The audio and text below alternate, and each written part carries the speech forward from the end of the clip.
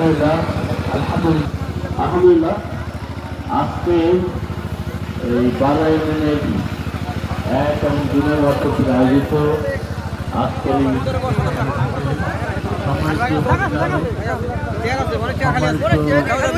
সভাপতি মঞ্চে উপস্থিত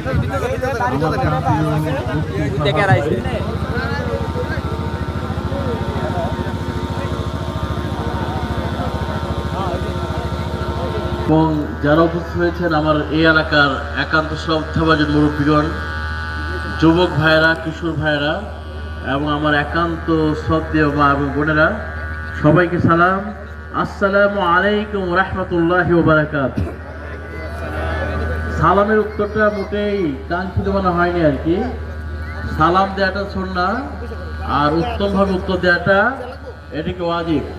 এই জন্য আবারও সালাম দিচ্ছি। আসসালামু আলাইকুম ওয়া রাহমাতুল্লাহি ওয়া বারাকাতুহু। ওয়া আসসালাম। আলহামদুলিল্লাহ, আমরা এখানে দাঁড়িয়েছি বাংলাদেশের এক সংকট সন্ধিক্ষণে। আমরা সারা বাংলাদেশে একটা পরিবর্তনের জোয়ার দেখছি। সারা বাংলাদেশের টেকনাফ থেকে তেঁতুলিয়া, রূপসা থেকে পাথুরিয়া, আজকে গণমানুষ, আজকে মজলুম বনি আদম একটা পরিবর্তনের অপেক্ষায় উন্মুখ হয়ে বসে আছে। তারা একটা পরিবর্তন চায়। বিগত 54 বছরে আমাদের দেশের শাসক হয়ে যারা শাসন করেছে, তারা সুশাসনের পরিবর্তে বাংলাদেশকে দুঃশাসন উপহার দিয়েছে। তারা এই দেশটাকে একেবারে ধ্বংসের কিনারায় দাঁড় করিয়েছে।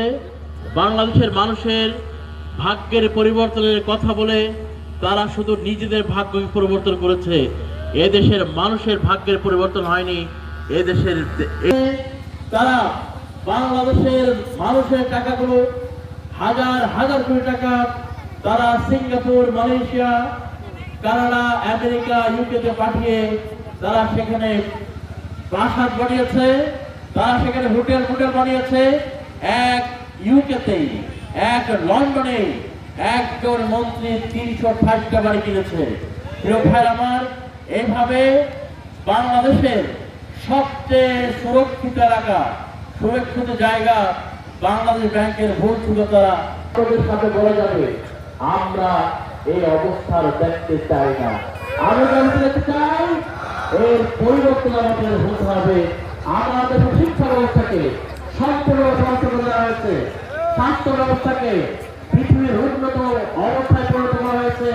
এইভাবে প্রত্যেকটা সেক্টর আজকে ধ্বংসের সম্মুখীন। তারা এই অসাধু ব্যক্তিবৃন্দ, তারা আঙ্গুল করে করা রাস্তা এক একজন তাল গাছ বরদাস হয়েছে, পুকুর তৈরি হয়নি, ছাগল তৈরি হয়েছে। এইভাবে চুরি করে দুর্নীতির মাধ্যমে আমার দেশটা আজকে ধ্বংসের মুখোমুখি দাঁড় করিয়েছে। প্রিয় ভাই আমার, এইভাবে একটা দেশ চলতে পারে না। আমরা এই ব্যাংকের সাথে বসেছি, তাদের সাথে মতামত করেছি।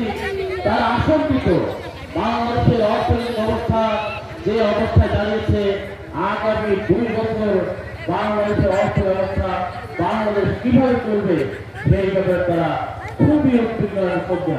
কেউ ভাই আমার দেশটাকে যারা এইভাবে শেষ করে দিয়েছে, বিগত 54 বছরে প্রত্যেকটা ছাত্রকে যারা ধ্বংস করেছে, বিগত 54 বছরে আমার প্রিয় মাতৃভূমি যারা ক্ষতবিক্ষত হয়েছে, এই বিগত 54 বছরে আধিপত্যবাদী খপ্পরে আমার মানচিত্রকে যারা থামতে হয়েছে, এই 54 বছরে আমাদেরকে বস্ত্র শিকার করতে বাধ্য। এই জন্যে 12 তারিখের নির্বাচন শুধু একটা তথাকথিত নির্বাচন নয়।